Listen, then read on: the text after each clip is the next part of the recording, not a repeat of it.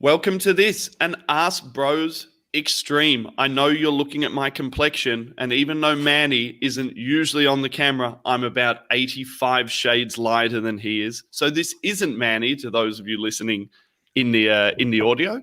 This is Max. Manny's bailed. At least this time, he bailed and he told us he was going to bail, unlike the several other times where he's just disappeared on Black Man time and not told us where the fuck he is or where the fuck he's going or what the fuck he's doing. So this time, Manny, from all of us at the ArseBrothers and our esteemed guest panel, we thank you for letting us know what you're doing. But we're here. It's been a really tough week. It's been a really you listen to all the podcasts at the moment. Everyone's podcasts are dreary. Everyone's podcasts are forced, drained, trying to get content out about this same shit, this Groundhog Day that keeps happening over and over again. And we've decided what we're going to do is we're going to try to look back to some sunnier times, some brighter periods in Arsenal's history when we didn't have a shower of shit of a squad full of weak minds, old legs, and overpaid, aging, Zimmer frame using fuckwits running around for us attempting to play football. So we're going to look back on some of those, and we're going to think about whether or not it's the player that we're buying or whether it's the type of player, the mentality of player. We're going to look back on what sorts of players we've had in the past that had the mentality to make Arsenal look like a great team, to make Arsenal be that team that used to win it in the tunnel, that used to look at people in the eye and people used to look at us and say, that's a team that's going to get us. That's a team that's going to put in 100%. Darren, as by far the most aging, most geriatric person in the room, and also someone who may possibly use a Zimmer frame, I think it's interesting to go to you first in the room and ask you about what you kind of feel initially about the group mentality of these players, this Arsenal squad. No. You couldn't hear me. Yeah, you need your hearing aids in, mate. Yeah, well, thanks for introducing me. Just give me a big build up as usual. Just Darren, here's the fucking question. Get on with it. Yep. Welcome. Thank you, Max. Thanks for inviting me to this legendary show. I only said I'd come on it because I wanted to meet Manny. Well, that's true. That's true. And for those of you who don't follow the Thursday show, obviously Darren hosts the Clock End Talk on the Thursday night live show that Darren and I do every week. And for those of you who tune into that, Darren takes a great deal of pleasure in winding me up every week. So I'm going to do the same thing now to you, Darren, that you're exposed onto this platform. Well, I look forward to it, Max. I look forward to the challenge. I mean, you asked me this question. You posted it today and said, think back. Is this what you want to do now? You want to get straight into this player? Yeah, get straight into it, mate. You said think back over Arsenal history and think of a player that could make a difference. I think that was it. Somebody that could make a difference to this Arsenal side, this Arsenal squad. So I looked, obviously I am fucking old. I'm in my 50s. I've watched a lot of Arsenal. So I look back, and your question was, think of a player that could improve this bag of shite. I narrowed it down to about 1,250. I narrowed it down to about 1,250 on my shortlist because there's a lot. And you can look at it. You know, I mean, there's obvious ones. You know, a Thierry Henry would make this better. A Santi Cazorla, a Cesc, a Vieira, Liam Brady. There are so many players that would improve this team. But fundamentally, if we had Lionel Messi playing for us now, he'd have a static front line in front of him and a porous defence behind this him. This is the interesting thing about this question, Darren, because it's so easy to just come out and say, oh, I'd put Henry in the team. You know, I put it up on Twitter and it was amazing how many people were like, oh, I'd put Henry here. I'd do this. I'd do that. And I'm like, would Henry not just stand here with an emptied fucking midfield? And did Henry even have the mentality to be in a team that was set in 14th? Would Henry not have thrown his toys out the pram? Because he was a winning mentality player in a winning team. Anyway, I'm not going to answer the question until you introduce Albert because he's not been introduced yet. I mean, how rude do you want to be? I knew Max was taking his time, man. It's all right. Go on. It's fine. I was just doing it. So, guys, also joining us today is Albert from Albert J TV. Albert's channel, every time I look at it, it appears to be growing. There's more people, more places. I see his face on more different places. So he's really taking the Dan Potts approach. Now, for those of you who don't know, when Dan Potts started his illustrious career on the world of YouTube, he prostituted himself out to as many fucking channels as he could as fast as possible. And I get the sneaking suspicion, Albert, you're taking the same approach, young man. I am. No, I appreciate the invite, man. No, it's good to you know what it is? I like to hear other people's opinions, man. Well, after you've heard mine, you won't need anybody else's, Albert. Are you sure, Darren? Words of wisdom, man. That's it, you know. Yeah, of course. With absolutely. age. No, Max, appreciate the invite, man. I've watched you guys show. Like, there's so much Arsenal content out there that if I stayed at home to watch everything, I wouldn't leave the house. But I've come across your show and I like the rawness and you know what? Don't just be positive for the sake of being positive, man. I see that way too much in the fan base across many different ages and generations, and it's ridiculous. See, we've got a saying on here, and it's that Arsenal fans got so fed up with the toxic negativity that now you've got a huge portion of the fan base who has toxic positivity. Yeah. You can't slag anyone off. You can't do anything wrong. You can't say that the manager needs to be questioned. You can't do this. You can't do that. There is a middle ground at which we're able to actually objectively look at this team. And it's sort of being forced now in a way.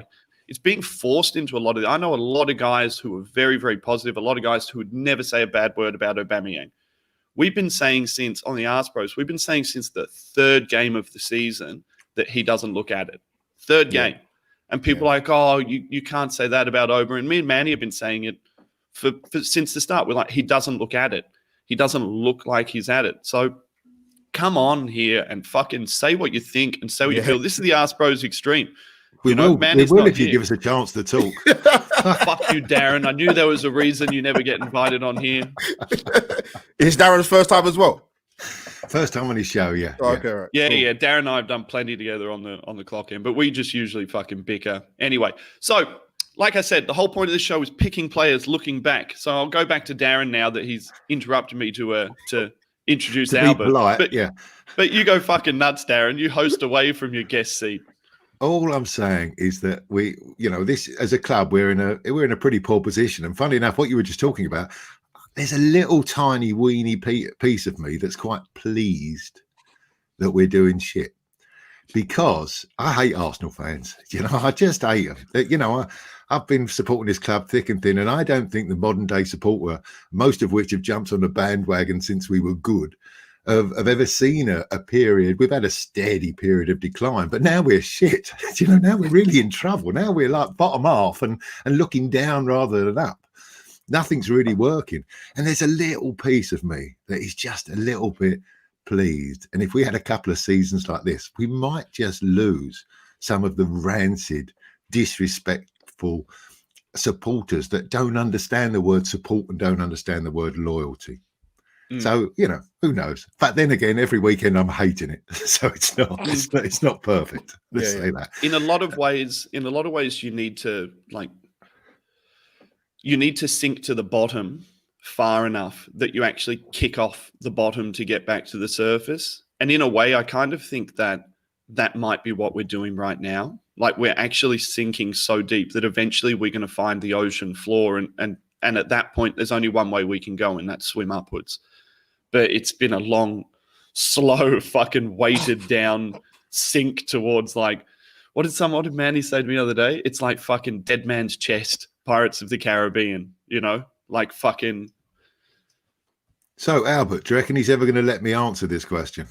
Yeah, of course. He's warming up, man. He's got his cup of tea. Is that tea in there? I've got my coffee, Darren. I feel left out. Was that me? I feel left out because I'm not wearing a hat. Oh, Darren, you didn't tell me there was a dress code. Thanks, mate. Anyway, look, all right, Darren. So all right, looking back through your history, back. who are you? Who is the first player? And we can all do a couple. We don't all have to do one. We can all do a couple. But who's your first one that you're looking at for this team? I said I looked at, you can look at all these star players, very easy just to swap in a great player and think that would change it. But our problem stems to me through mentality, front to back. We've got a new manager who's come in, who's tried to alienate some players, who's tried to be a disciplinarian, and he's ostracised Ozil and Guendouzi have gone. Sorry, just reading the comment came up there. I just saw the word cunt, so I didn't see much else. He wasn't talking about you two, was he? No. no. Humbo Gumbo was calling the club a banquet of cunts. Right, it's a decent one, but for me, that's where it is from front to back. We've got a lack of discipline, a lack of leadership, a lack of captaincy. Max, we've talked on our show quite often about how I just have never seen Aubameyang as a captain. I think after the Manchester City game, I lost my shit a little bit because, we've just lost 1-0 to Manchester City and the camera zoomed in on Aubameyang and he's laughing and joking with his Man City mates. And I can't stand that. If I'm going to be upset all weekend, for fuck's sake, the captain of Arsenal Football Club needs to be upset for at least while the cameras are on him, and for me, he needs to be upset for a week until he gets a chance to put it right. So I think this is wrong. So when I look back at the players, that's where I came from.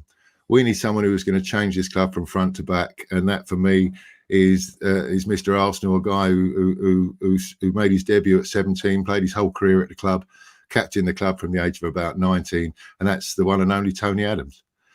Tony Adams is a guy that if you cut in half, he would bleed red and white. He brought a discipline from the moment he stepped on the pitch. He wasn't the greatest player for the first 3 or 4 years. He was a very gangly, very awkward looking centre half, very tall, very thin. It took him 2 or 3 years to become an accomplished player. But what he did from the first day he stepped on the pitch was to captain that side. And when you listen to the other players that played alongside him, the likes of Lee Dixon and Nigel Winterburn and that great team that we had in the 80s, they were fearful of Tony Adams. They were scared of letting him down. They knew they had to work their socks off for 90 minutes every game. No excuses, because if not, they had to answer to him. And the manager at the time, George Graham, he used Tony Adams as his liaison with the players. If the players wanted a pay rise, Tony Adams went to see the manager. If the manager wanted something doing, he told Tony Adams to do it. So there was the manager's message. He can only do so much, a manager. But once you cross the white line and you get onto the pitch, then you've got to have somebody on the pitch who is going to do that. Just things that I think the question was about who would make a difference. Now, nothing's going to be instant in this Arsenal side at the moment, but what it would have done, somebody like Mesut Ozil would not be allowed to manipulate the club in the fashion that he has done, both on the pitch and through social media. That would not have happened. He would have had a word with him and he would not have behaved like this. Guendouzi would still be playing at the club because he would have had to listen to a man that they all respected. He would be fearful. And there's many, many examples, things like the leaks from the training ground last week when there was a 100%. Fight. Arsenal was kept inside. He would have managed that, Tony Adams. And not only would we have got a fabulous centre-half, a fabulous player, we would have got somebody that would have led from the front. And those players who are just turning up to take their paychecks, those who don't believe in the badge, don't believe in the club, which is, happens in modern day football for super rich people who have got to play football, they would have left the club because it wouldn't have been a place they would have enjoyed playing football. And so for me, Adams is the one I would choose to make things different. Albert, can you see anyone? I guess, the first part I should be asking is, can you buy a Tony Adams? Is there a Tony Adams out there? Can you buy someone who bleeds for your club, or do you just go out and try and buy someone who is such a natural leader that they will learn to bleed for the club? It's a good question you ask, because Tony Adams is like the most probably obvious candidate you could have picked when you asked the question earlier. But I think it was when we lost the game last season against Leicester, when the pressure was Unai Emery to get sacked. And I remember they spoke to Tony Adams after the game, and he talked about when it comes to recruitment, what are Arsenal actually doing? What are they looking for? Are you actually looking at the character? Are these players the right fit for the club? And, I see some of the players Arsenal have been linked with over the years. Yes, a lot of it is paper talk. A lot of it is drivel and absolute nonsense. But do these guys really want to come to Arsenal? That's the first thing. Secondly, are Arsenal actually serious about getting the right players at this club? It's just, and the thing is with Arsenal, it's a systemic problem. which goes back years. I mean, you know what sums our club up? I mean, I could sit here and reel off so many different aspects that I think so wrong, but even yesterday, Arsenal put out a poll for Player of the Month. I mean, the timing of that is just it's incredulous. You know, what do you want us to turn around and say? Do you actually want us to look at that and go, oh yeah, you know what? Even though we've lost more games than we've won this season, I'm going to vote for that player for being Player of the Month. I mean, our club, to a lot of opposition fans, is a laughing stock. You've got guys out there that support other football clubs that are making content off the back of Arsenal being so ridiculous. We should be where it's embarrassing to be seeing this. So that's what pisses me off. And what made it even worse the other night, I went on somebody else's channel to do a match review of the game the other night. And I didn't watch the press conference of Arteta, and I heard that someone said they sent out Joe Willock to go and face the media. And I don't get pissed off very often. You see my content, but that really riled me up because I thought, hold on a minute. Disgusting, isn't it? Senior players. So where was Aubameyang? Where was Xhaka? Where was the other guy? Even Bellerin or Holding? Why can't you go out and face the media? Why is that up to Joe Willock?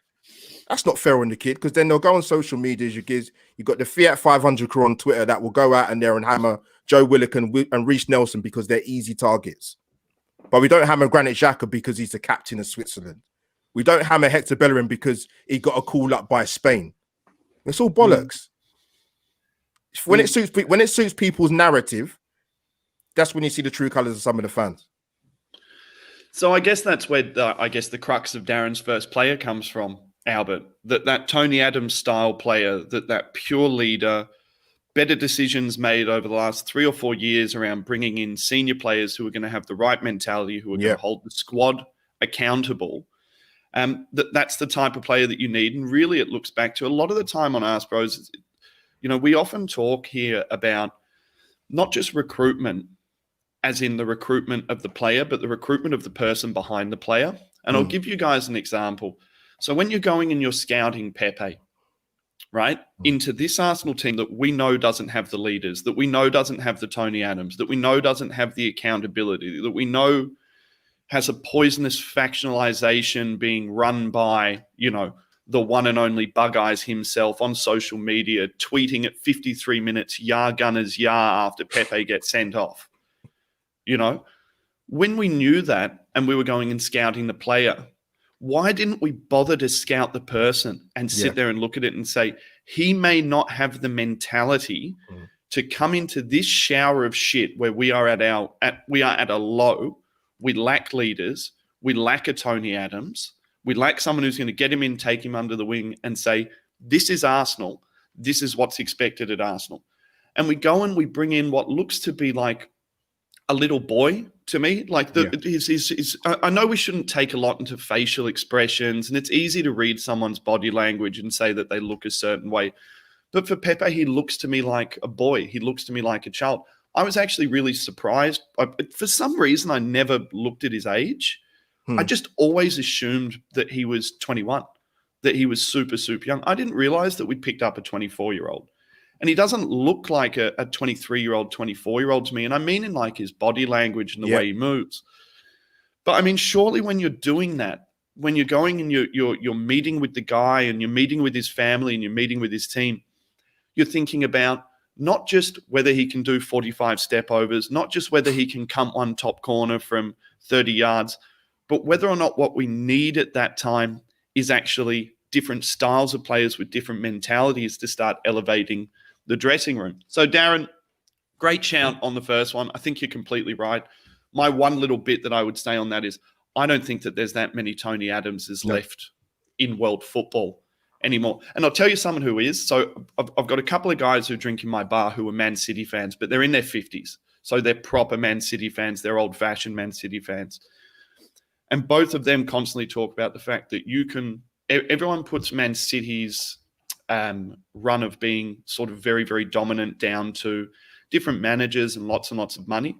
And you know the player that they put it down to? They say that Vincent Kompany kept 100%. That team so fucking accountable the entire time. He was so good back of house. He was so good with the young players. Every time someone came in, Vincent would go around, go to their house, go to dinner, make sure that their family was okay, like do all of these things, and that he was the last genuine captain that they'd seen. So I don't know how you even scout that. I mean, Darren, do you think that like I was saying, just to finish off on this point, do you think that when they're scouting, we're going out and we're scouting that person? Are we looking at it and we're saying, who are the future leaders of this club because we've got to go get them because we don't have them internally?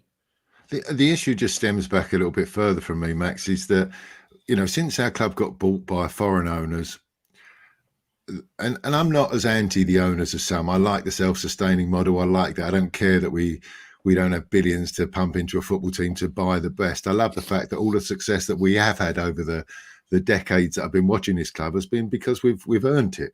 You know, we've spent money in the past. In the 30s, we were called the Bank of England club, and I wasn't watching them in the 30s. You know, we were the big spenders. We've had that sort of history. But when we got foreign owners in, they bought this because they thought it was a good financial prospect. They didn't buy it because they loved Arsenal Football Club. You know, they bought it for an investment.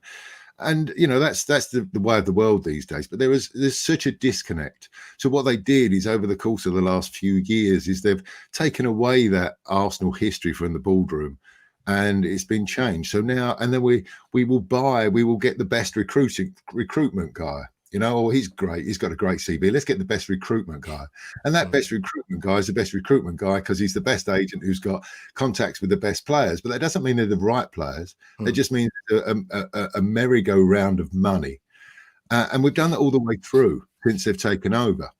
You know, whether you loved or hated Arsene Wenger, you know, that was the last time somebody who was in charge of our club, who loved the club, who would die for our club. We've lost that. We've redressed it slightly by bringing Mikel Arteta in. Very, very strange decision by the club yet again to actually give the management of Arsenal Football Club, one of the biggest clubs in world football, to somebody who's never done the job before. You know, very, very, very strange decision. And that's the sort of decisions that have come on over the last few years. And I think that's where the issue is. Yes, I'm sure they say we want the mentality has to be right, but it's not about that. You know, we bought Willian because the deal seemed right. You know, as a Premier League player, he's fit for purpose. He'll do something for a season. It looks a disaster at the moment. You know, these decisions aren't being made for the good of their club. They're very, very short term. And I'm very, very concerned. You know, we took Emery on, he lasted 18 months. Now we got Arteta. And if you listen to podcasts, and I try not to after a week like this, because I just can't stand the negativity, because all I heard on the Clock End Talk podcast, one of the ones that I do, the review show, just saying Arteta out, Arteta's got to go, and I'm putting my hair out. What, we start again? That might be the right decision in the end. But the club has got to look at the way they do all of this. And at the moment, we've changed managing directors, we've changed financial guys, we've changed recruitment guys, we've changed players, and there doesn't seem to be a soul to our club at the moment. We've lost that identity. I can see from a business perspective, I can see some of the strategy behind the implementations at the top end.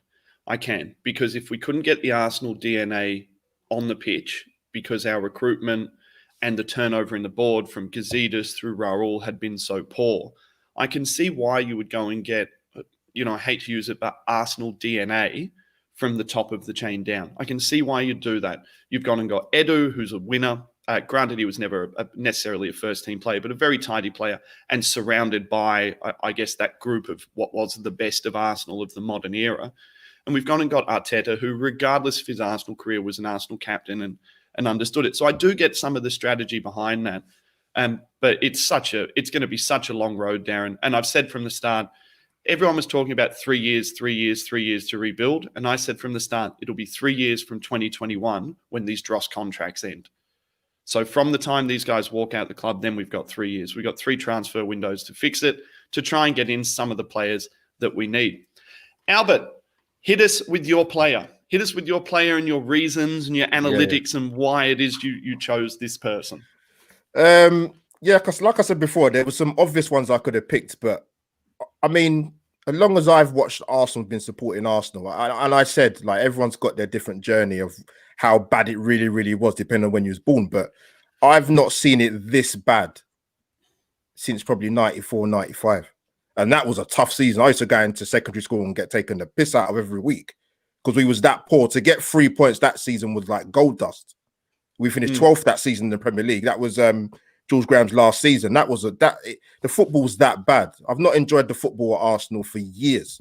And that's going back to the latter years of Wenger, under Emery, including Arteta. Freddie couldn't get a tune when he was at Inter in charge. It's been dire. So we keep hearing about this magic buzzword at Arsenal for quite a long time, creativity.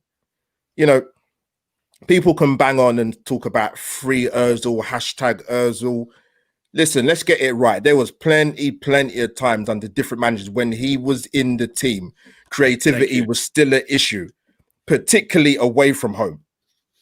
So the player that I've gone for is Robert Pires. Absolutely miss him. And the funny thing is, Nicolas Pepe could actually take a bit of encouragement from him, because when he first came to England in 2000, 2001, he had a very, very hard start to life in England. And he got absolutely hammered when he came out and said that it's the league is too physical. And even Wenger protected him and sort of nurtured him into the team. But the problem with a lot of the players at Arsenal is they only have one skill set, or they don't have any skill set. Robert Pires had more than one skill set. Goals, assists, sublime technique, vision, ball carrier. There's nobody in this Arsenal squad that has got goals from midfield since him and Freddie Ljungberg on a consistent basis. And that is what has been killing us. I mean, when I look at Robert Pires' time at Arsenal, I'm looking at his stats. I mean, he's ended up with 63 goals and 43 assists. And that's just in the Premier League. He has more assists in the Premier League in his Premier League career than Arsenal as a squad had in the Premier League last season. And that tells you all you need to know. I mean, we had 35 assists in the squad Premier League. I said it on my channel. Harvey Barnes of Leicester had more Premier League assists than any other Arsenal player last season. And Harvey Barnes is not even a regular starter in Leicester's team. But Robert Pires, going back to Robert Pires, yeah, an outstanding footballer. If he wasn't getting double goals, if he wasn't getting a double assists, he was getting goals in double figures. You know, the workload was shared. It wasn't just Henry. It wasn't just Bergkamp scoring goals. Pires and Ljungberg chipped in. Aubameyang gets a lot of stick at the moment, rightly so in some quarters for me. But you cannot rely on a man to get 80% of your goals. Aubameyang would absolutely be kissing the floor if you had someone like Robert Pires in the team. I mean, even he's over the invincible season, 14 goals, 11 assists. Incredible stats. The following season, 14 goals. He got a couple of assists. His last season, 7 goals, 4 assists. 02-03, 15 goals, 4 assists. 01-02, goals, 9, 15 assists. That's, with him, he's an instinctive player. The only player I look at the Arsenal team now, in terms of someone that has a footballing brain and plays on instinct, is Bukayo Saka. And even with his form, it's gone a bit patchy because he shouldn't be playing the amount of games that he's having to play, but he does play because he's the only one that gives us that creative spark. We have no link in between the midfield to the attack. I mean, the other night against Wolves, there was 2 still shots that were flying around on social media with, for example, Granit Xhaka. When he got the ball, easy pass to Willock in the first half, decides to turn back and try and draw the foul. There was another incident in the second half. Gabriel's got the ball, trying to bring the ball out of defense. Granit Xhaka gets the ball, hits a 30-yard pass straight back to Bernd Leno. There's no transition. There's nobody in that midfield you can trust to break the lines. If you couldn't get Hossein Aouar in the summer, what was your plan B, Arsenal? There doesn't seem to be a plan B for when you can't get someone for your plan A. So Robert Pires, for me, like I said, more than one skill set, end product, assists, goals, vision, We don't have that. You look at some of the goals Robert Pires scored for Arsenal's career. The famous goal at Villa Park when he mugs off Jules Boateng and loves Peter Schmeichel. The sublime finish at Anfield, you know, against Liverpool when we had the yellow kit, beautiful curler into the top corner. We've never had that player again. We've never had that player at Arsenal since them days. Yes, we talk about missing Patrick Vieira and having physical prowess and physical ability attributes in this middle of the park, but we have no guile. There's no technical skill. There's no vision. They're not thinking 2 steps ahead. So for me, he was an obvious standout because we have a problem with sharing around the team. I mean, even back to even Emery's first season, our highest goal scorer in midfield in the Premier League that season was Henrik Mkhitaryan with 6 goals. 6. So yeah, Robert Pires is my guy, man. He would transform and change his team. No doubt, Albert, that there is and has been for some time a lack of goal threat across Arsenal. I mean, a complete lack of goal threat. Yeah. I mean, even if I look back to, you know, more recent times, and people who watch this show know I have a very soft spot for this particular player. But even if you look back to say like a Theo Walcott, Theo was banging in 12 to 15 goals a year. Fuck you, you know I love his Theo. level, Max. Southampton substitute. He's found his level. But look at his statistics. Right? I know you mean, Max. I know you mean. Statistically, he's banging in 12 to 15 goals. He's scored goals against big teams. His season where he played outside of Van Persie and Van Persie's last season before he mugged us off and fucked off to Man U.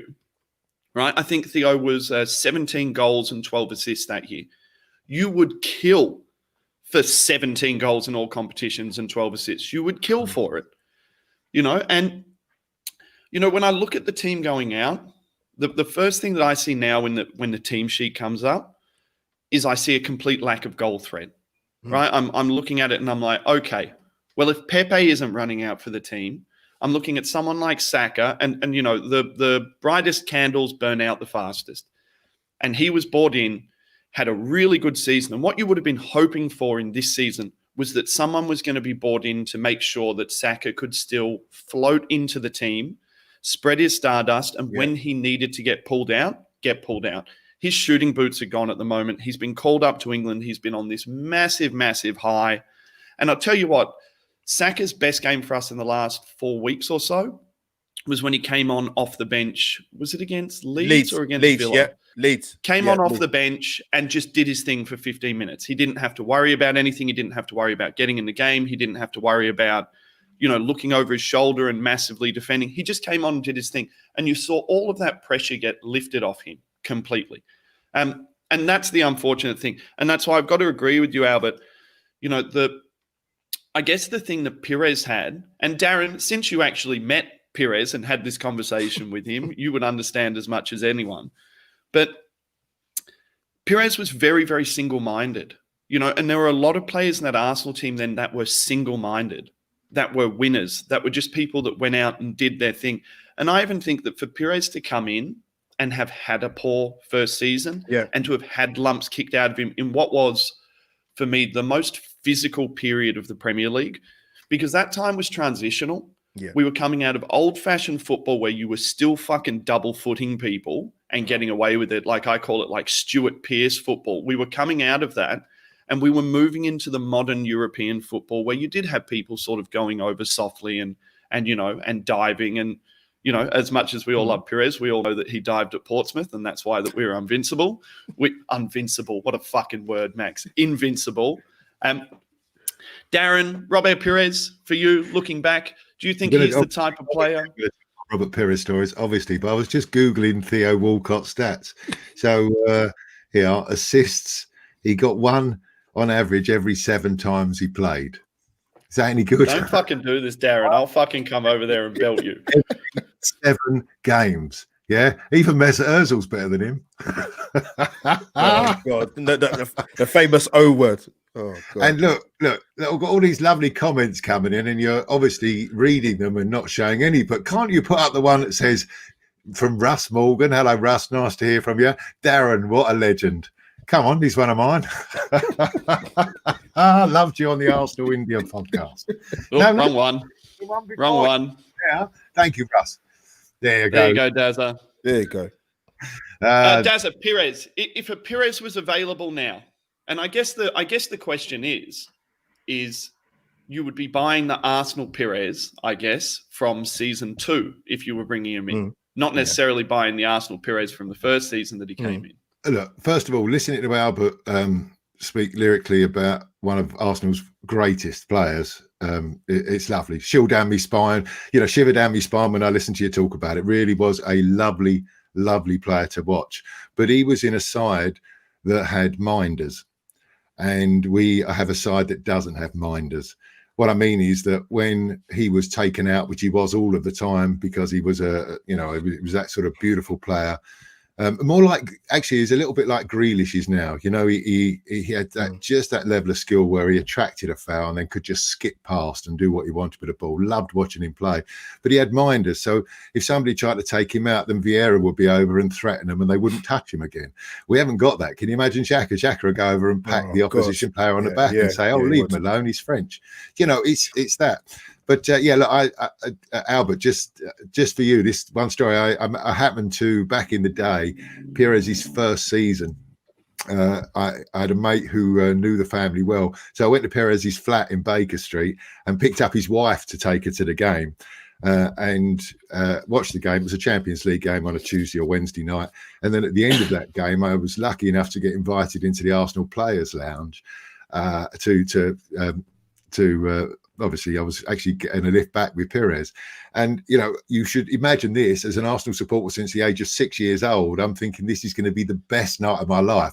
And I'm sitting on a table, one of these big round tables. And at that table is Patrick Vieira and his wife, Sylvain Wiltord and his missus, Thierry Henry, and sitting next to me, Charlene Spiteri, who used to be his girlfriend at the time. Pires and his wife or girlfriend at the time. So it was like going to be the best night of my life. I was so excited. And then I sat there for an hour while they all spoke French and I didn't understand a fucking word. And the previous week, Arsene Wenger had banned alcohol from the players' lounge. So I couldn't even get a beer. It was a nightmare. But Pires. Sorry, I've just shut up. And I've met Pires I went to Mumbai to interview Pires a couple of years ago. So I love Pires. He's really is my man. In fact, I've got the photo up here. I've got a photo in the house of me and Pires. So I love him. But after that game, he gave me a lift to the station, and he's even now, 10 years later, his English isn't perfect. And then 2 years in, his English was pretty terrible. But we were leaning up against his Range Rover, and I said, "How are you enjoying, England?" And he said, "It's so hard, so hard." He said, "I am so tired, and this weekend we have to go to Manchester." And he was just down. And that was the weekend we went to Manchester and lost either 8-2 or 6-1. I can't remember which one it was, but we got stuffed that weekend. So much as I love Robert Pires, I don't think he would make much difference to this team because there is nothing around him, and I don't think he was good enough on his own to change things. I just don't think he was good enough. I'd love to watch him play again, and I love to see him try. But I just think in that team, when he had Henry one side and Vieira behind and Bergkamp and all so many good players, that he was such an intelligent player that they knew where to find him. And he was such an intelligent player that he knew where everyone was going to be. And that period of football for 2 or 3 years was the best I have ever seen in my 45 years of following this club. I'd love to see him back, but I don't think on his own he would make the difference. I mean, this is the interesting thing about the first 2 players that we've selected. Now, if you bring in a Tony Adams, does Tony Adams fix that dressing room, or does that dressing room give the fucking V sign to Tony Adams and do what the fuck they want and follow Mesut, and Tony Adams shouts and screams? As a footballer, if we brought in Tony Adams as a world-class defender into that team, does it improve us that much? I mean, it's an upgrade. We may concede less, but it doesn't solve our problems going forward. And I guess in turn, you can also look at someone like Robert Pires, like Darren has just said, and with that massive hole in midfield and with that complete lack of creativity and with that complete lack of movement, does Pires have, or did Pires have the mentality to go and grab the game by the scruff of the neck and do it himself? You know, and this is the thing that is so dangerous about comparing generations, because I think the way that everyone looks at football, or the vast majority of people look at football, I think they look back at it and they look at individuality so much. And I look back at it and think, you know, if we're talking about football as a chessboard, certain pieces have to be moved to allow other pieces to be attacking. Pieces need to be shifted around for us to be able to actually get the best out of these certain players going forward. I mean, I look at some of the players in that Arsenal team, and I don't think that they're as bad as what they appear, but it's such a mishmash of three managers of football now. You've got old Arsene Wenger players with old Arsene Wenger mentalities who were used to being sat down by the boss every week and told, go out and express yourself. Like, nothing is particularly hard with Wenger. Go out and express yourself, tap on the balls, arm around the shoulder.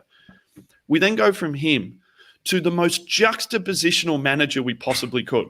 And we go to someone like Unai Emery, who I've got more fucking charisma in my foreskin than he had in his entire fucking body. He comes in, he doesn't speak fucking English. He goes full-blown structure, tries to chin all of the big players immediately, gets his football going, wins goes on a 21-game unbeaten streak, where, if you remember, we were actually crap throughout that and quite lucky. It was not like some amazing football where we were going out and being, you know, fantastic.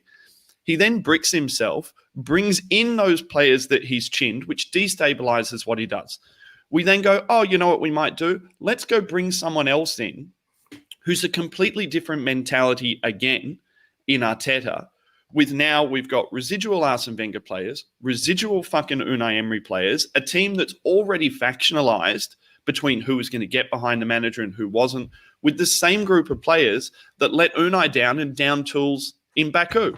And so what does Arteta do? He comes in and chins off all of the people who he thinks are cancerous attitudes, but he can't cut it all out because he can't remove every single one of those people. And really, theoretically, if Arteta was going to be successful, I know everyone spoke about time and everyone spoke about process, but if Arteta was going to be successful when they hired him, they needed to say to him, who's gone? And we'll just get rid of them. We'll just take the loss. Right? If we need to cover off that wage, if we need to lose him for 5 million instead of 15 million so that they take him and they pay the wage, we'll do it. And instead, what he did is he looked at it and he said, I've got this young crop of players who are possibly going to come through. But if I play them and I put the weight of a club who has finished 7th or 8th the season before on those young players and they don't do it, I will burn those fucking assets. And they will never be able to come back because mentally they'll be broken. If I put it all on them, I see people say, oh, play Nelson, you know, play Willock, play ESR, you know, play Saka, play Martinelli, all these guys. And I love that. My favorite thing is watching cup football. I've loved watching League Cup since I was a kid because League Cup is where I used to get to see the kids. I used to get to see all the talent that was coming through. But if he did that and he burned off all those senior players and we were still in this position, not only would he have ruined Arsenal's present, but I think he would have run the risk of burning Arsenal's future. No, so Max, I've got to stop you because I'm falling asleep. Yeah, sorry. Do you know what? This season has been pretty painful, isn't it? It's been pretty painful to watch us play with some established multimillionaire footballers who are doing nothing. I honestly believe that if he had taken the decision not to recruit a Willian, not to stick with Lacazette, not to continue with the same regime that he had last year, and if he had played Nelson, and if he had played Saka, and if he had played whether it be Guendouzi or Willock in the centre, if he'd have played all these young kids with Bella in one side, Tierney the other, Rob Holding at the back, I honestly believe we wouldn't be in any worse a position than we are now, and yet we would all be a lot more forgiving of the side because we know what the plan is and we know. Yeah, and I agree with that, Darren. But I don't think it would have been good for the young kids. I don't think you can burn them, put the weight of a club the size of Arsenal on them for a season. Not a bad time to do it when there's no fans in the stadium. Great tweet. Great tweet. Albert, I heard. Albert, great tweet. I read this. Great tweet I read today that said something like, at last we're allowed back in the stadiums because we can boo the players again. Do you know? I wouldn't even make. Albert, to be honest, I wouldn't even vote, champion. I wouldn't even make the trip if, to be honest, if I could have got a ticket. I wouldn't even have gone. I'm that annoyed with what I've been seeing. But you know what it is? I look at this team, right, and you go back to you rewind back to Baku, the final, the starting 11. We still have 8 of that team at the club. Yeah. The only 3 that I've got is the goalkeeper Petr Cech, Koscielny, and Monreal. Iwobi. Yeah. And Albert, isn't that back to the point I'm talking about? Yeah. Excuse me. Where you know the because of the way our club is now, we've paid the wrong players too much money. You know why? You know, I listened to a debate today about we've got to get rid of Lacazette in January, or he's just going to run down his contract. Of course, he's going to run down his contract because nobody is going to pay his wages. Nobody can afford to pay Lacazette's wages. So we've put him on a contract which I believe is around about 185,000 pounds a week. You know, it's a lot of money, and he's not worth that. So who can afford him unless they don't have to pay a transfer fee? And our squad is riddled with those players, Mesut Ozil. And now we've just added Willian and Aubameyang to the list. To the list as well. Yeah, so we're not learning. We're doing the same things over and over again. Yeah, in some instances, worse. You know, Willian, Louise, and Aubameyang are now our 3 highest paid players. Fuck, do you know? And none of them deserve to play at the moment. None of them deserve to play. I'm a huge Aubameyang fan. I don't think he's the best striker I've seen at the club. I don't think he's even a natural goal scorer, but he has single-handedly kept us where we've been for the last 3 or 4 years. So there is still a little bit of money in the bank for me. But fuck's sake, he shouldn't be captain of the club, and he shouldn't be playing at the moment. He should be dropped. Get your form back. You know, go and play somewhere else. Play in the Europa League side. Get a hat-trick. Earn your way back in. You can't, as a main striker in a club, go 10 games without scoring and expect to be the first name on the team sheet and club captain. No wonder people are laughing at us. Yeah, it's true. Rocking a hard place for Arteta with that one. I mean, to drop someone, you have to have someone viable to replace them. And what are we going to do? But Max, do you think of Arteta though? Like I look at it, I understand it's his first job, so subconsciously the guy is thinking, you know what, I can't do this, I can't do that. But he just makes some strange decisions, man. Like, I get it, managers have their favorites, but and you know, if you want to have Ozil and exile, it's up to you. If you want to treat Guendouzi and Torreira the way you want to treat them, but then you're shooting yourself in the foot when you keep playing a player in Willian, who's had 1 decent game this season. David Luiz, even back to the back end of last season, right? The guy has a stinker. He comes on against Man City. The following day, he gets a year extension. What club does that? Yep, it's madness. I've not got no expertise in running a football club, but even I could tell that, you know, you don't give a guy who's made errors, who's supposed to be, in inverted commas, experienced, and you telling me William Saliba cannot get a start in the Premier League in 10, 11 games. Even the handling of that situation, to me, is laughable.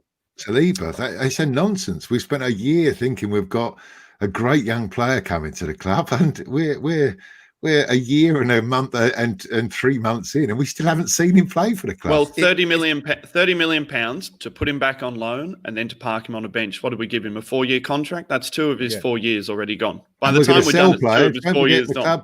The club have said, if with 2 years left, they're going to have to sign a new contract, or we're going to sell them.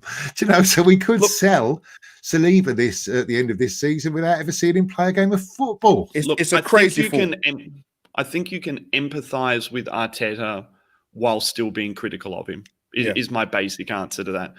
You know, he's a young manager. We brought him in. There's some talk about budget options and the fact that, you know, the club are slowly dissolving, say, the scouting network, dissolving some of the contracts of the premium guys. And a lot of people are saying that this is I guess, like a sneaky post-COVID reduction, no fans, how are we getting certain things out, stuff that was Arteta a cheap option compared to, obviously, we were to bring in an Allegri or a Simeone or even a Mourinho for that matter. You know, not that I ever would have had that cunt at the fucking club, but, you know, even if we were to bring those listening to the podcast, I was just spitting. Yeah, there's a lot of Arsenal fans that did want him. I know, I couldn't believe it. Well, I mean, do you know what, Albert? Each to their own. If they think that winning. If they think that Mourinho would have done anything with this squad to start with, they're morons, because he has no history. He has. I think maybe with Mourinho, he would have gotten immediate reaction just because that's the nature of what he was. But as a long-term solution, there was nothing there. But Max, I can Max, sorry, I've empathise got with to pull you up Arteta. there. You say that, but look, he's taken a fairly mediocre Spurs side who are currently top of the table. The Spurs squad is better than our He squad. took Manchester United. Look, I hate Mourinho. I hate Mourinho with a vehemence. I would stop watching my beloved Arsenal if he was our manager. That's how much I hate him. When he went to Tottenham, it was a perfect synergy for me because the biggest cunt has gone to that lot down the road. It's lovely. Hate him. But there's no doubt, and if you even look at what he did at Manchester United, where they sacked him because he wasn't good enough after winning the Europa League and finishing second in the Premier League with that shower shot, and now he's riding top of the table with a very average Tottenham Hotspur side. So don't say he wouldn't have done it with this group of players, because yes, he probably would. I still wouldn't want him. I still wouldn't want him at our I still club. don't think that for an Arsenal team that has been on a low ebb, so you're looking at a Tottenham team who was under Pochettino, who made it to a Champions League final, who already had winning mentality.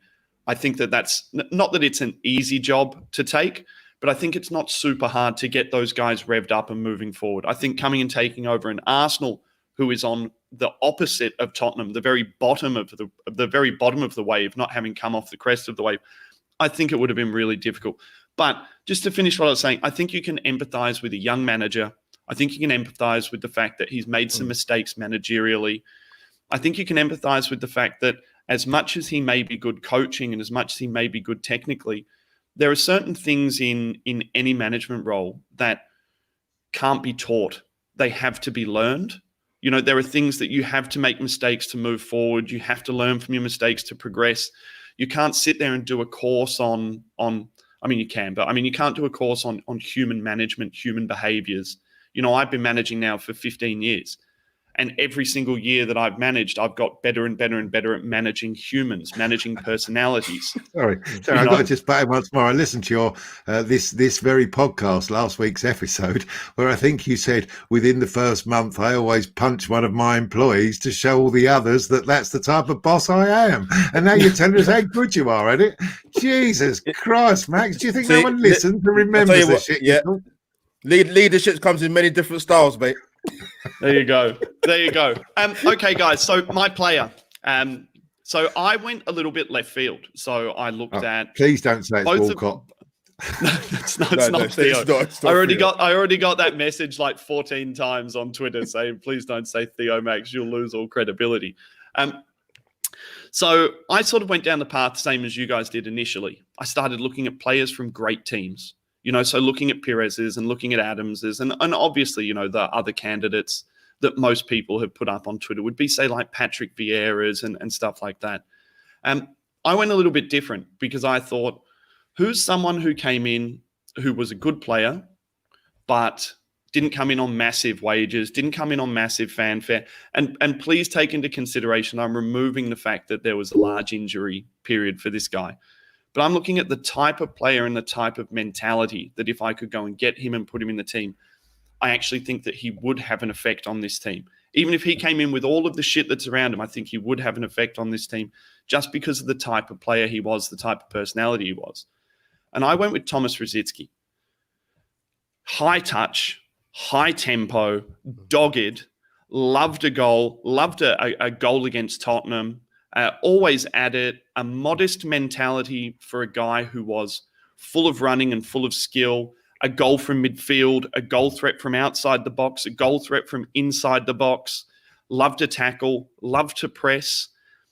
I used to love it when Rosicky in the latter years used to come on off the bench for us because we would immediately get tempo. That's what we got from Rosicky. He'd come on, he'd go pop, pop, run. And that's what we miss so much at Arsenal at the moment. It's weird, right? We look back on that period of time with Wenger when we were like the triangles team where we used to sort of pop off and pass and move and progress the ball quickly. And I think we fell out of love with that because it became predictable. It became something that was always happening. It was like, oh, here Arsenal go again, little triangle, back to the center square, little triangle, back to the center square, try and walk it into the back of the net.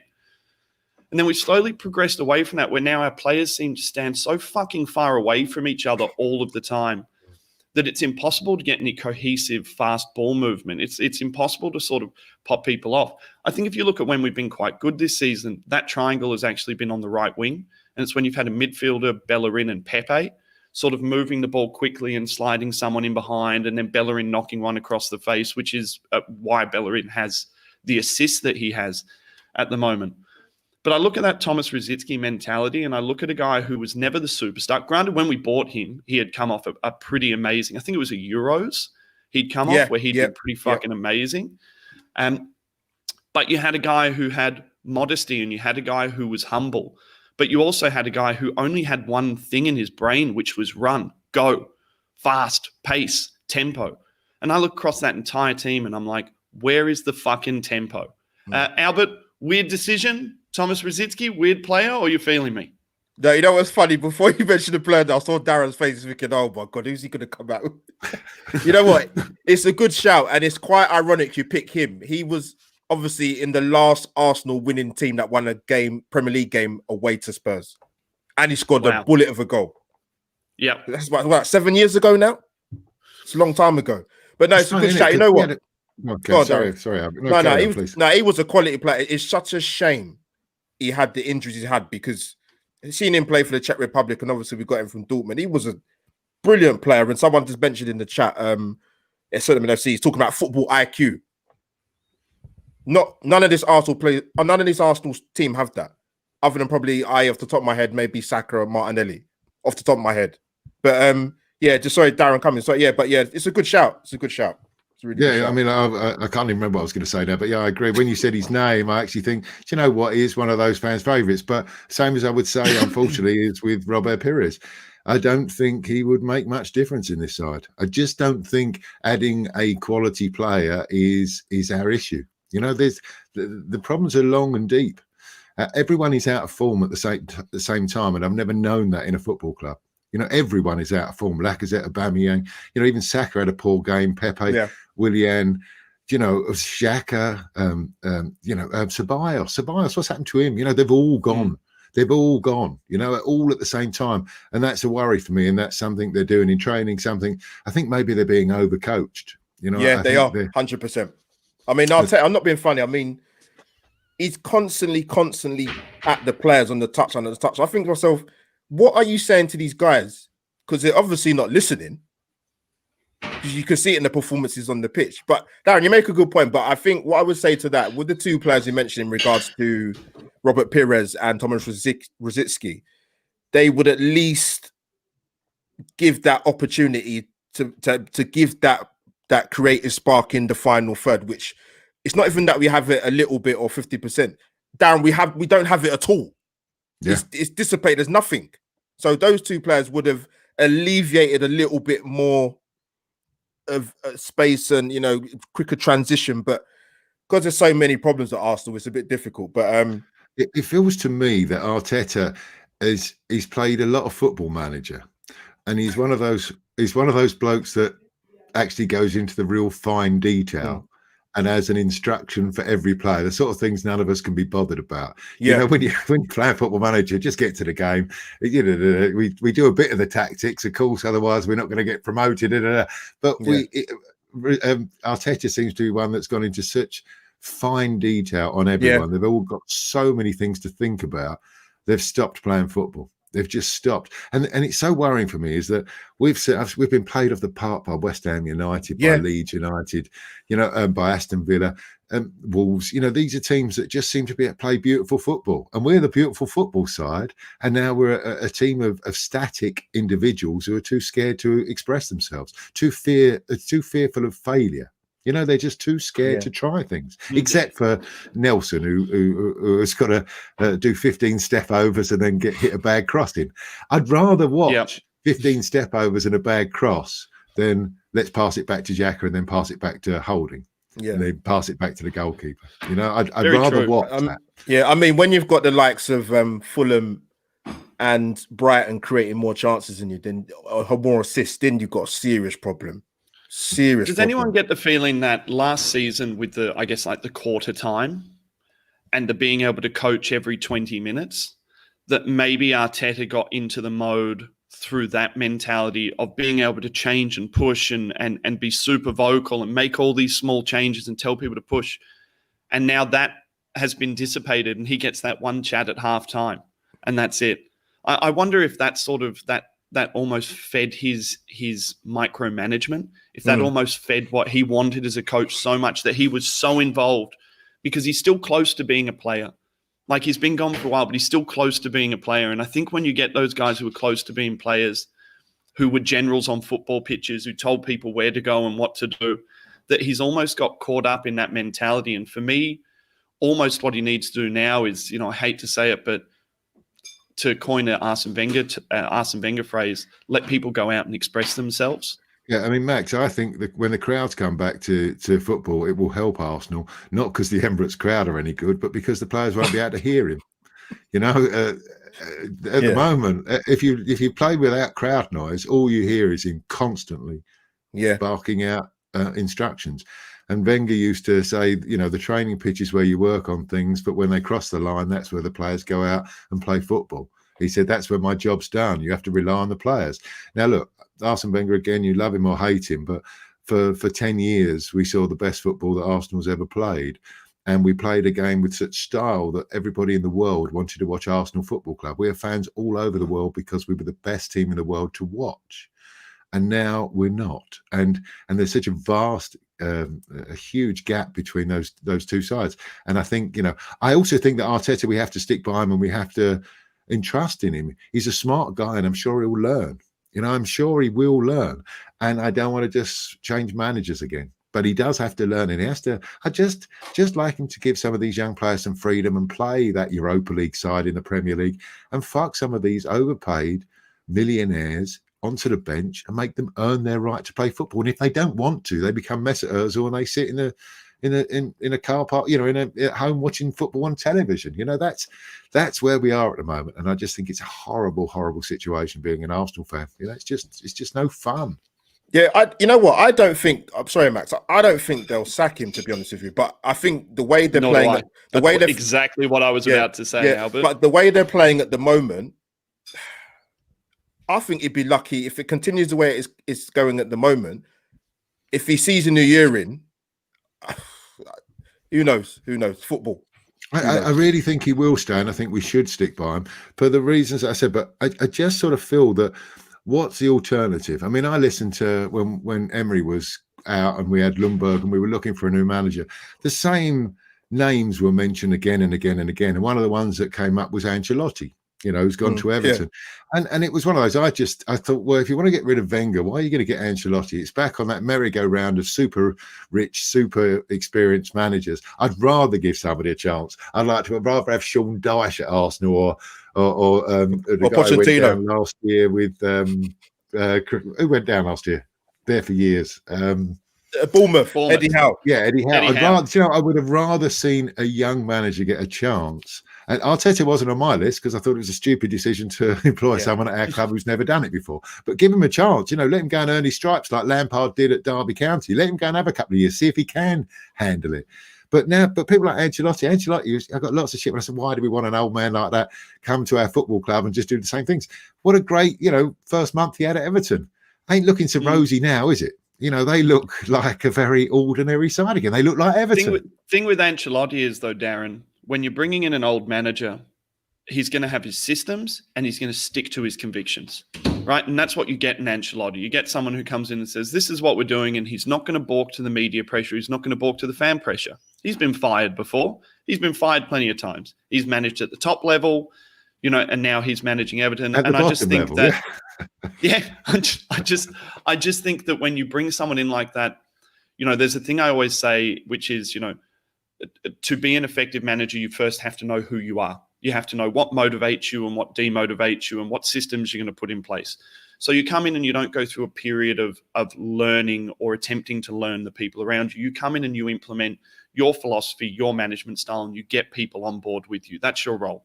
Not to come in and amend yourself to the people who are around you. And I'm not surprised that with Arteta, he's come in with an idea of what his mentality was, and he vocalized what that mentality was. It was, get on board or get out. And he's come in, he's implemented that mentality, And very quickly he's realized there are too many people who aren't on board and he can't tell them all to get out. And he started making concessions. And as soon as you start making concessions, it opens the door for weak people. It opens the door for compromised personalities to come in and start taking advantage of certain things that you're doing.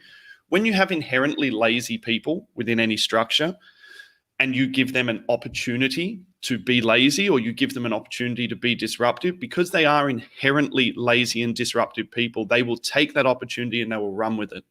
Then once you get people who actually buy into that old culture, people start to cling on to that and say, well, if he's doing it, I'm doing it. If Xhaka wants to sit there and pad his stats because he no longer cares about Arsenal Football Club anymore, he now cares about either not getting booed off the ground, or he now cares about walking off the pitch. And you see all these fuckwit Xhaka fans every week putting up his stats. 96% pass completion, 2 duels won, 6 passes made. And it's like, look at his fucking game. Look at what he's actually doing to apply himself Can to the I team. say, though, But that's sorry, not Albert, did you want to accidental. That's not accidental, Darren. That's deliberate from Xhaka. He has gone into that mode now where he's decided, I would rather come off the pitch with an Arsenal loss, knowing that I haven't fucked up. I would rather run backwards to protect myself from looking like a slow piece of shit than going and try and making the tackle. This is my point, is that we've just spent 50 million on Thomas Partey, who, I mean, I've not seen play, you know, obviously I've seen him play for Arsenal for a half a game, but that was the fix. And Arteta dropped Xhaka for Partey. So surely he's identified that. And now he is hamstrung because he hasn't got anybody else apart from Xhaka to play on that side. We all selected the midfield for the weekend and we all thought, fuck me, it's got to be Xhaka and Ceballos, because there was nobody else to choose. You know, so let's give the manager some credit, is that, you know, he had dropped Xhaka. Xhaka hasn't been dropped by anyone for years. Wenger played him every game, you know, until his kick-off at that game at the Emirates. Xhaka played every game under Emery, and now he's played every game under Arteta. And now we bought Thomas Partey. Xhaka was dropped. So, you know, the manager's been a bit unlucky. He's got his strikers, Lacazette, Aubameyang, Willian, Pepe, Saka, who can't score goals at the moment.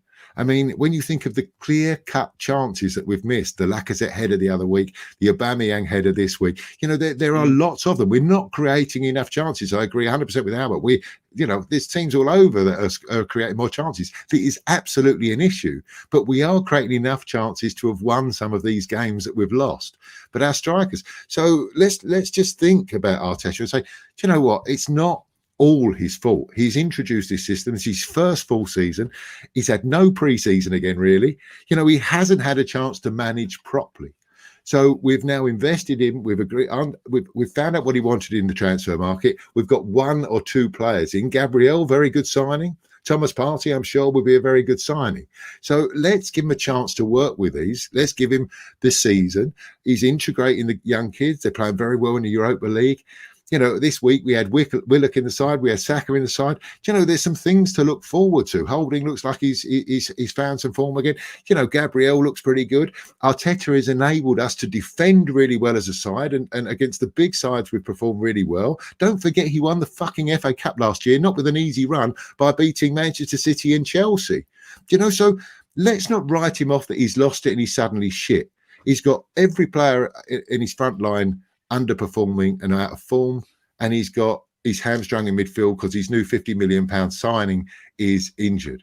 So let's give him a break, get off his back, and that's why my criticism, if anything, is with the players and not the manager at this moment. Albert, final thoughts on, I guess, we've talked about players who we would bring in. We've talked about Arteta being, you know, at a certain level in his management career and having to select certain players. We've spoken about injuries and things like that. I guess your final thoughts on, you know, this week, this last 3 weeks, this shower of shit, you know, your thoughts on kind of moving forward and the mentality that we need to have until the end of the season. Look, Albert, we're not going to get relegated. People talking about us being down in the relegation zone. We're not going to get relegated. We might finish 10th. We might finish 12th. It's not going to happen. But are we sticking? Are we going the whole way through until the end of the season, then removing all these people in 2021 and then seeing what type of manager we've got at the end of it? First thing I must say is I think the one recruitment we should make at Arsenal is bring back Gary Lewin. Guys, I don't know. You guys have seen it. Like, I don't understand. Thomas Partey had a faultless injury record before he came to Arsenal. For some reason, it seems to be Arsenal keeping this under wraps, or they don't want to disclose what type of injury this guy's got and how long he's going to be out for. Every player seems to come to Arsenal who had an injury-free injury record is out for, it could be a 2-week fire strain. It ends up being 3 months. Like, what's going on at this football club that we cannot even get the players fit from injuries? That's the first thing. But the second thing, like, generally speaking, I think with Arteta, it's a tough one because the only way they're going to get rid of him, right? And this, it would have to be an extreme. We'd have to be in the bottom 3 before Christmas and going into Christmas. That is the only way they would pull the trigger. The only thing that would worry me is you can get rid of Arteta. That's not an issue for me. I don't have any sentiment towards any managers or the players, right? But they keep telling us we haven't got enough money to get players, which I don't wholly believe that anyway. But then we haven't got enough money to get managers. So if you're not going to go for an Ancelotti when he's available at the time, or a Mourinho when he blatantly came to the stadium to watch a game because they're talking about him getting the job, or you're not going to get a Ten Hag, or you're not going to get a Hasenhüttl, or what's the guy, Nagelsmann. Even if they're going to get these guys right, even if they're going to get one of these guys right, Arsenal systemically and at board level for many, many years, I do not trust these guys as far as I could throw them in order to get the right person in. That's the issue you've got. You can get rid of Mikel Arteta. That's not the issue. It's who you get coming in. Because they're all going to want money. Hence the reason why Allegri said, you know what? If I'm going to come here, what's the war chest? What can I spend? You tell me why I should manage this club. Arsenal turned around and said he's too arrogant. What, he's too arrogant because he's a winner and he wants to spend the right money to get the right players in. That's not arrogance, that's common sense. But you know what? The bigger picture is bigger than Mikel Arteta, guys. It's until, that's why I don't want any ex-Arsenal player associated with this football club until we get a new owner. Because I don't want them tarred with the same brush. Edu's probably going to end up being like that if it goes really, really pear-shaped. But like I said, I don't think they're sack Arteta, but big game Sunday. You know when they say form goes out the window for a derby? For this year, I don't believe that one bit. I think it could potentially be messy, but I don't think we'll get battered. But I don't see anything in this team to show us as fans, one, why we should be positive, and two, why we're going to go to Tottenham away for the first time in 7 years and win. Well, I'll tell you, because I'm a positive Arsenal fan. I'll tell you what's going to happen. Arteta is going to put his side out like he does against the bigger clubs and play defensively and to play on the counter-attack. Mourinho sits and waits for teams to attack him and then hits them on the counter-attack. We are going to see the dullest 0-0 draw because they're both going to sit back. I don't think there's going to be a pass. Do you know? The mind game's already started, isn't it? With Mourinho in the press conference. Oh, Kane's injured, or he might be. He'll be out. He'll be playing on Sunday. You know, I've got to say on Harry Kane, I can't. I've just added it to my bucket list in the last week. I want to meet Harry Kane in a pub, and I just want to gently push him in the back when I'm walking through with a couple of pints in my hand. I just want to gently nudge him in the back like you do when you're trying to get past someone and see if he falls over. Because I think there's something seriously wrong with him. Seriously wrong with him. And I'm just frightened. I'm scared for him. So I just want to see if he's like that in real life. Anyway, sorry, Max, you were saying? No, boys, look, done an hour and 15 minutes. I think the interesting thing is, you know, the players that we pulled out. So Darren had Tony Adams for leadership. Albert had Robert Pires for flair. And I had Thomas Rosicky for a bit of hard work. And honestly, I think if any of those three players came into the way that we're currently playing. I'm not sure any of it would make that much fucking difference. Maybe if we bought all three in at once and we pulled the entire team apart and went again. Closing statements from me, guys. It's been really tough. It's been really tough producing content. It's been really tough actually getting in front of a camera, getting in front of Arsenal fans again. It's even been tough when you listen to the big boys. Like you go back and you listen to fucking shut up, Darren, you cunt. Even when you go back and you listen to the big boys and you listen to people like Arsenal Vision, they struggled this week. You listen to ArseBlog. Him and James struggled this week. Completely unstructured conversation. No one knows whether it's coming. No one knows whether it's going. But the one thing I will say is I think that whatever changes get made at this point are going to have no effect.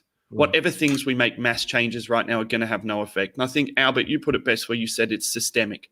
And it's systemic and it's through every single level of the club. Yeah. I think it's through the board. I think it's through the manager. I think it's through the squad. And I don't think removing any single piece of that is going to have an overarching effect. I think it's a big picture thing for Arsenal right now. And all we can hope for is that someone at the most senior level has something on their wall saying, this is the path. This is the way. Darren, where can the guys find you? Sorry, got a quick one because I just saw a question there.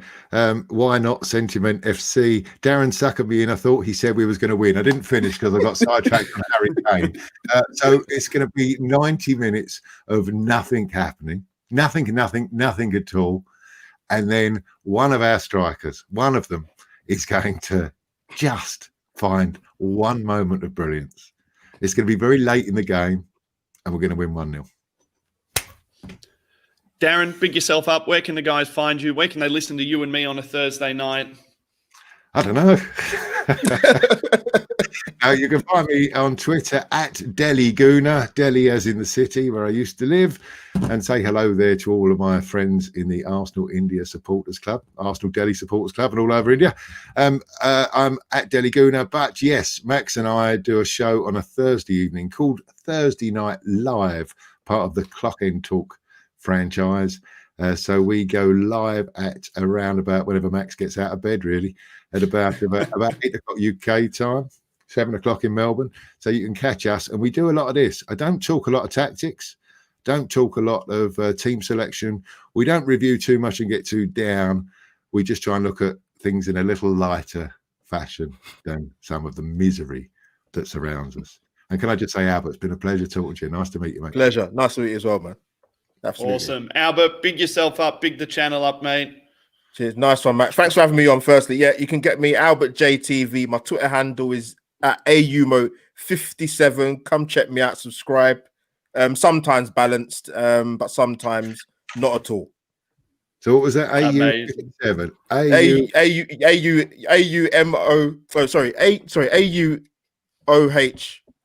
No, AUMOH 57. Right.